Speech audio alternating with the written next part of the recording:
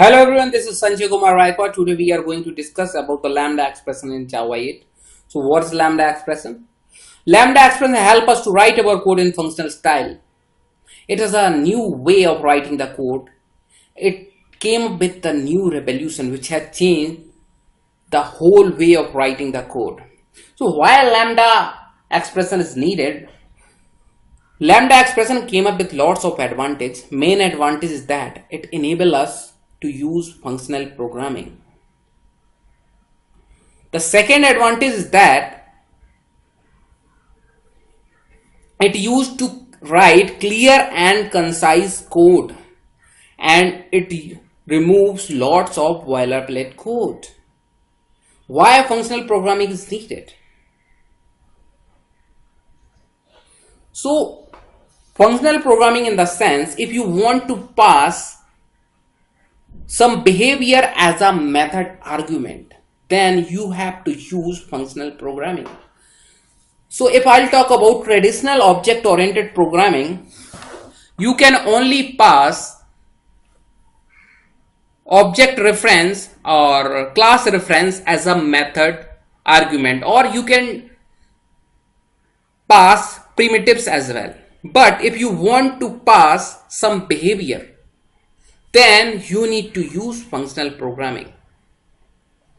So this functional programming way came up in Java 8. So in my last video we have already discussed that what is functional interface, and functional interface is an interface which can have only single abstract method. So here you can see we have only perform abstract method which is having two parameters.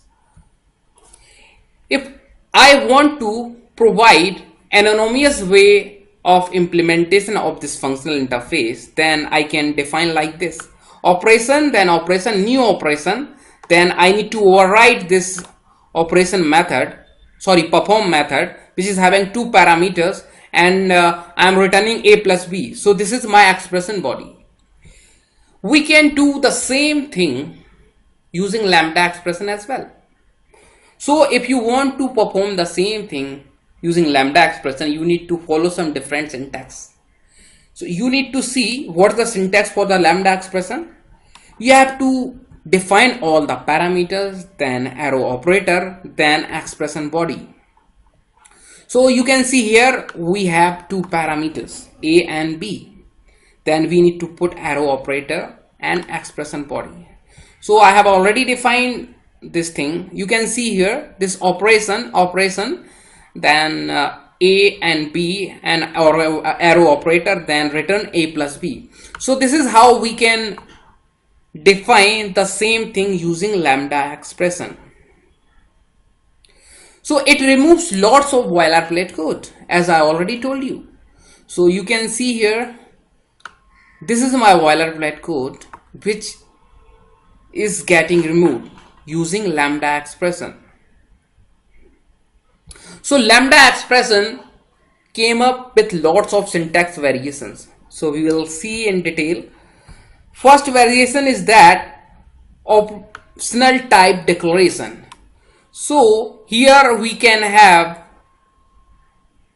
have two integers a and b. If you don't want to define the types, it is optional. You can see here this syntax is also valid: a comma b, arrow operator, then my expression body. Optional parenthesis around parameters. See, if you have one or more than one parameters, in that case it is optional to use parenthesis. So you can see here a comma b, after then arrow operator, I am defining my expression body. Optional curly braces. So if you don't want to define these curly braces as well, then you can directly like this. Even it has optional return keyword as well. So you can see here I have not defined any return keyword as well. So you can use either of the syntax, but in case of curly brace, in case of parenthesis, if you have one or more parameters, then you need to use this syntax. But if you don't have any of the parameter or zero parameters, then you have to follow this syntax.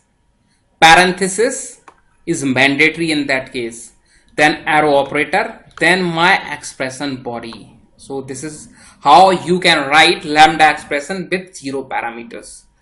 So I am done with this video. If you like this video, please subscribe my channel. My channel name is javatechstack. Thanks for watching.